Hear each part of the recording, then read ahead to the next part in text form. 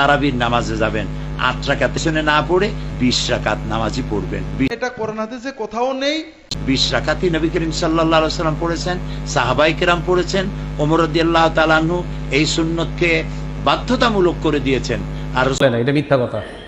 শায়েখ, আমার প্রশ্ন, তারাবির নামাজ কয় রাকাত? ৮ রাকাত। ২০ রাকাতের হাদিস জাল, সারা দুনিয়া পড়ছে, যে সারা পৃথিবীর মানুষ পড়ুক, হাদিস জাল, এর সাথে কোনো আপোষ নেই। ওমর রাদিয়াল্লাহু তাআলা আনহু ২০ রাকাতের আদেশ করেননি, 11 রাকাতেরই আদেশ করেছেন, হাদিস সহিহ। তারাবি নামাজ ৮ না ২০? ২০ রাকাত তারাবির জাল দলিল আছে, কোন সহিহ দলিল নাই। আল্লাহ নবী ৮ পড়েছেন, সাহাবীরাও ৮ পড়েছেন, আমাকে আপনাকে ৮ই পড়তে হবে। ২০ রাকাত পড়েননি। ওমর রাদিয়াল্লাহু আনহুর যুগে ২০ রাকাত চালু ছিল, কথাটা মিথ্যা, এটা ঠিক না।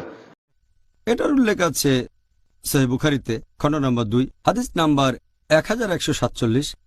হযরত আয়েশা রাদিয়াল্লাহু আনহা তিনি বলেছেন যে নবী যখন রমজান মাসে কিয়ামুল লাইল আদায় করতেন, সবসময় 11 রাকাত করে তিনি নামাজ পড়তেন, 11 রাকাতের বেশি না। আর তিনি এটা অন্যান্য মাসেও করতেন। তার মানে ৮ রাকাত হচ্ছে কিয়ামুল লাইল, তারপর 3 রাকাত হচ্ছে বেতর,